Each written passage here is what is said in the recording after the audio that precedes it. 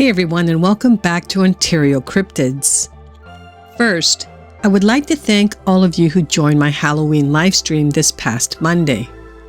Like always, I really enjoyed the conversations we had, and I'm always blown away at how quickly 2 hours can go by.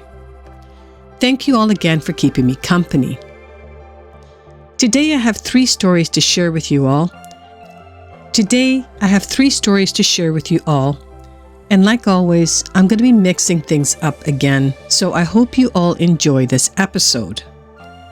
Okay, if you have an encounter story that you would like to share, then please forward your stories to OntarioCyrptids@gmail.com. I would be honored to share your story with like-minded people.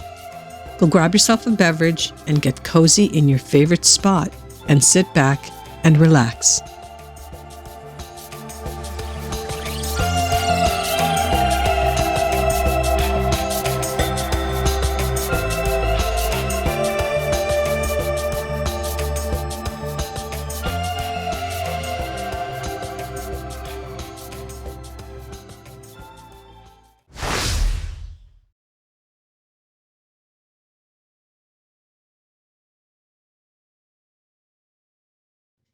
This encounter takes place on October 5th of 2022. We're going to be heading to Cambria County, Pennsylvania, and the nearest town is Natty Glow. Now, wherever this is in Pennsylvania, it is a beautiful spot. Look how densely wooded this area is. On October 5th of 2022, while my boyfriend and I were biking on the ghost town trails near Ebensburg, Pennsylvania, we saw a Bigfoot come about 150 yards in front of us. He was walking along the trail towards us.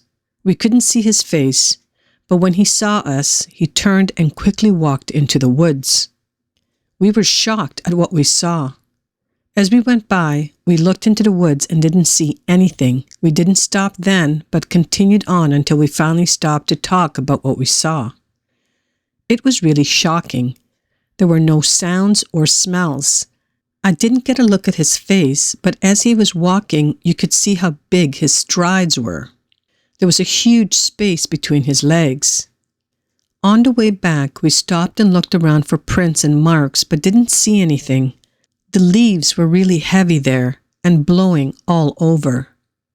The sighting was between Edinburgh, Pennsylvania and Natty Glow, Pennsylvania. We thought this was a once-in-a-lifetime thing, and I thought it was so cool.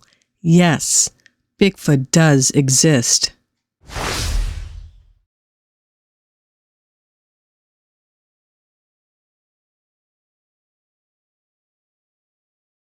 This next one takes place in 2012, and we're going to be heading to Contra Costa County, California, and the nearest city is Concord.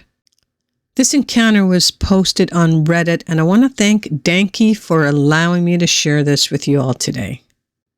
Back in middle school, I had a friend. Let's call her Anne. Anne lived in a nice house, way nicer than my small apartment, so we spent the night there. There were many stories about Anne's house that our friends had told me, but I didn't pay much attention. Truthfully, I thought they were just trying to scare me. A few Monster Energy drinks later, it was just Anne and I sitting in her room. It's about 3 a.m., but that was normal for us in middle school. We were talking when we heard a noise coming from the kitchen. At first, it was just small noises. A click here, a clatter there. Anne and I looked at each other confused. Her mom was sleeping in her room down the hall. The dog was in there too, and her dad worked graveyard shifts, so he wasn't even home. We then heard a deep, bellowing laugh. It was loud. It sounded like Andre the Giant just laughed in her kitchen. Anne and I are both now terrified. Then all the pots in the house started clanging together. Anne and I book it to her mom's room and try to tell her what's happening. She says, we're just tired and to go to bed. We decided it was best to sleep in her mom's bed with her. The moment we decided to jump in her bed, the dog started to go ballistic. She is scratching at the door and barking like crazy. So her mom takes the dog outside through the sliding glass door in her room. The dog is still barking, but just through the glass. Next thing I know, I'm laying in bed praying to God. I said our Father more times than I can remember, and I'm not even that religious. It was just the only thing I could think of. Then we felt someone or something touch our legs. We were both frozen with fear. We had our heads under the comforters, crying. Once we felt it, we both decided to look up. We could see the imprints on the comforter as it moved up. It was so slow, yet happening so fast. I can still feel it on my legs to this day. We both managed to pass out, probably from pure fear. When we woke up the next morning, I texted my mom to come and pick me up immediately. As we waited for my mom to pick me up, we ate some breakfast. I was drinking water out of this particular glass. It was a glass, but it had a metal handle that wrapped around the glass. You can take the glass out from the metal frame by pulling the glass up and out. But the shape of the glass didn't allow it to fall out of the bottom of the metal frame, obviously. All of us were standing in the kitchen, including her dad, and you just see the glass I'm holding just pop out from the top and smash onto the floor. Someone would have had to push it from the bottom. We all stared at that cup for a good 30 seconds before we realized we should probably clean up the glass. After the glass broke, her mom blessed the house. I've never slept over there again, and Anne likes to pretend it never happened.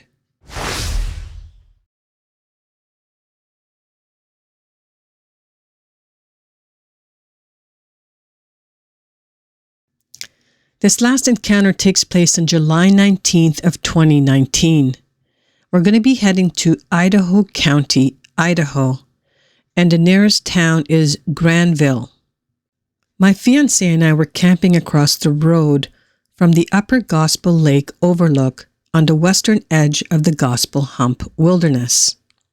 We were camping in the bed of my pickup truck underneath a tarp. During the night, I awoke to the sounds of a large animal walking past the truck. My first thoughts were that it was of a moose because the impact of its feet hooves were those of a heavy animal. I started to raise up to look, and my fiancée grabbed my arm and asked me to stop because she thought the animal would hear me.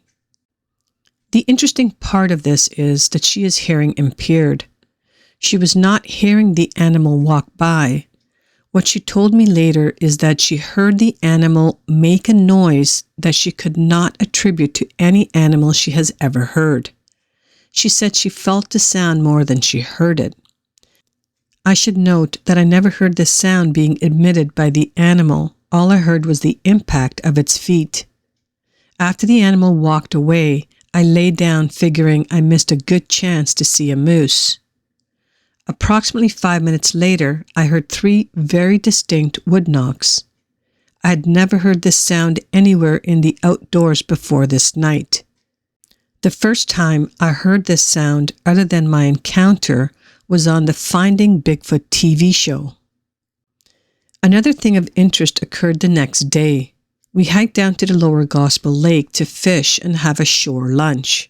We decided to hike up to the East Gospel Lake.